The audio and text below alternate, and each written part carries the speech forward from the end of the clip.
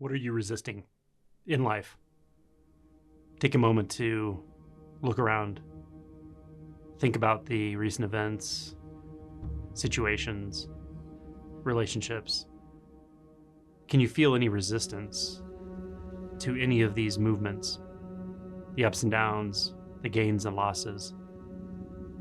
Now, if you do, it's perfectly normal. Of course, it's quite human to do this. So we're not trying to do this to beat ourselves up, judge ourselves. Instead, we're doing this as an act of discovery, to be open to where we might be resisting. Do we resist letting go of expectations about people, expectations about ourselves, expectations about how we react or respond to environment, situations, events? Is there resistance to this in the form of, I shouldn't feel that way, I shouldn't act that way, or best of all, I shouldn't have that thought?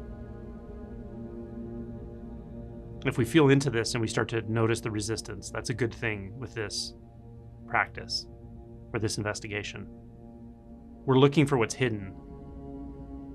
We're not trying to make things a certain way. We're not trying to eradicate resistance in this act of looking. We're trying to become aware of what's actually occurring. Do we feel resistance in the body when we think about how those who are close to us act, speak, move through life? Or how about on a bigger scale? Do we feel resistance in our body when we think about how politicians act, the government acts, things that are going on with the environment, things that are going on in the world? Do we feel resistance? Now, we just want to feel into the body. I understand the mind will often say, well, of course I feel resistance to war and to hatred and ignorance and violence. Yeah. Just know that that's already a reaction. It's okay that it's there, but it's already a reaction. We want to see if we can get down below that, into the immediate experience in the body, the physical contraction or the physical tension that comes up when we think about that which triggers us the most. The ways that life moves that we don't think it should move.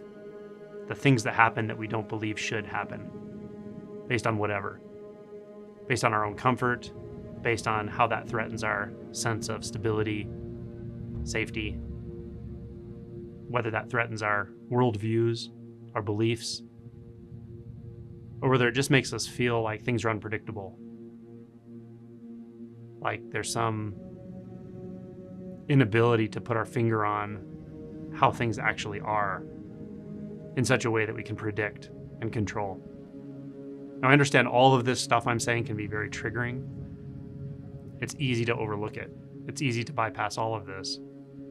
But if you're willing to go down into it and feel what's actually happening, it's of huge value. Just the act of looking and feeling, considering that you might still be having resistance patterns or reactions to things, people, situations, and to your own internal experience, which it really ultimately comes down to, your own thoughts and beliefs. So asking yourself, where do I feel resistance? How do I feel resistance? What is it like? Do I feel it in my chest, my gut, my face, hands, feet? It may just feel like one huge ball of contraction. That's okay too. So if we notice, oh, okay, I do feel resistance, and this is how it feels. How meaning not a description, but a direct experience. That's a huge part of what we're practicing here. That's most of it, is just the acknowledgement and direct perception. Then see if you can sit with it for a bit. What does it feel like to be in resistance? Not necessarily the story of it, the narrative, but just the feeling. Feels like it feels, right? I understand the mind wants to label it. Feels terrible. Feels like I can't stay here. Feels restless. I want to do something. I want to go somewhere. I want to distract. All the things we want to do. Take another hit. Play a video game. Shop. talk to my friend, gossip, meditate. Don't do any of that. Just for a moment. Just feel it in its rawest form. Feel it so closely that you are it. There is nothing apart. There's no one feeling. There's no one analyzing. Just that sensation. That collection of sensations. Now, before we go on, if you can just get good at doing this, or just do it frequently, or with any frequency at all, it will make huge changes in your life and the way you experience moment-to-moment reality. It'll take some time, but it will make huge changes. Just this act of contact and settling into it, even though it doesn't feel settled. And feeling without a narrative, even though a narrative wants to start continuously around this. So if you do nothing else but this part, this first touching in, it's of huge value to you and everyone around you. So spend some time here. It may feel restless. It may feel like something wants to jump, move, get away. But just feel in closer. Where is the jump, move, get away? Where's the restless? It's an interpretation.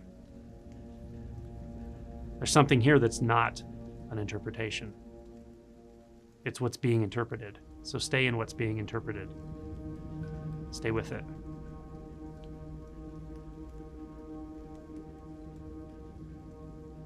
Now, I want to keep this very simple because when we work at this level, things are simple. There's no need to overcomplicate anything. It's very direct. But the next step would be, can I accept the fact fully that there is some resistance, that I have some resistance to life? Can I just accept the fact that some resistance is here fully? What would that feel like? To accept it in my mind, and accept it in my heart, and accept it in the physicality of experience. That this is exactly what's happening, and I can accept it. Even if it's uncomfortable, restless, etc. And don't worry too much about the binary thought label like yes or no, I can or I can't. Just ask the question. Sit with it a little longer. Spend time with that once you've gotten good at the first part, or at least convince yourself you can do that first part. Then add this. Can I be okay with the fact that there is resistance, that I'm resisting, even though I didn't choose to, even though I don't even know where it came from or why I'm doing it? Can I be okay with the fact that it's happening? And again, just sit with this. Huge benefit to this, even if you don't see it right away. You usually won't.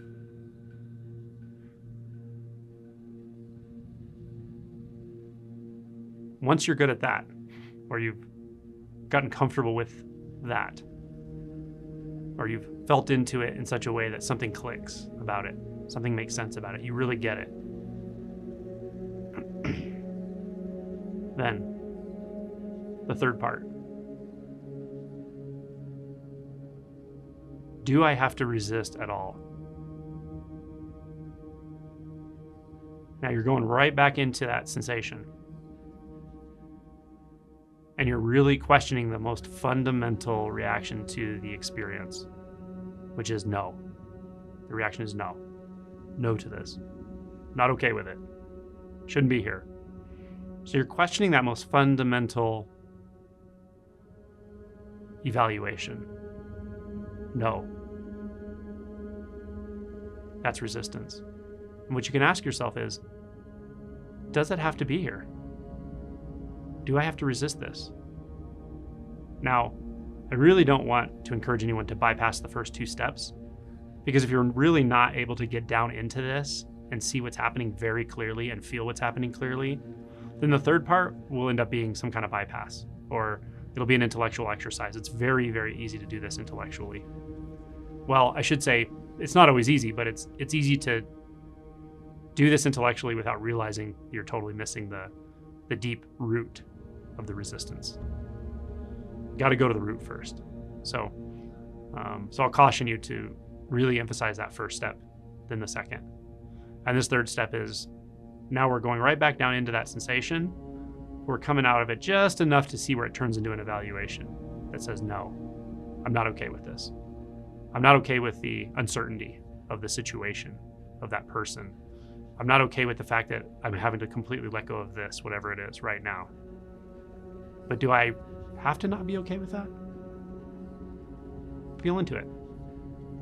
Is it possible to be completely okay with it right now? The answer can only come right now, by the way. So if you're up in your head about this, again, it'll be intellectual. But if you get really, really close to what's actually happening, you might find it's surprisingly easy to dissolve that seemingly fundamental or seemingly solid no. Or at least to see that it's this almost indeterminate binary experience of yes, no, maybe, I don't know. I don't really know. Maybe I can't accept it. I'm already feeling it. It's already happening. Whatever's happening in life, it's already happening. I've already noticed it happen, so it's already happened. Right? And so you start to see very clearly here if you've gone through these steps. You gotta be patient with this stuff though. When you see clearly what's happening, it becomes absurd that we resist anything. It doesn't even make sense anymore. And this can really reverse itself. Do I have to resist it all? This one formation of resistance, this one segment of resistance that I'm feeling right now in the body. And watch that turn from a hard no to like indeterminate yes, no. And then you sort of lean in, and all of a sudden the yes is already here. Everything is yes, the whole environment, the empty nature of the environment, the indeterminacy, the uncertainty, the mystery of it all, the inability to make one thing more important than another. That's one thing we don't want to see. We want to decide what's important for us. We want to decide what's important for us, as if we can control that. Can we let go of that? You might be surprised. And you might be surprised how enjoyable it is. But you kind of got to give everything here. You got to give up everything. But that's okay. You give up your limited version of everything and you inherit literally everything. But there's no cheating. There's no shortcut. Can't think your way through this. You got to plunge.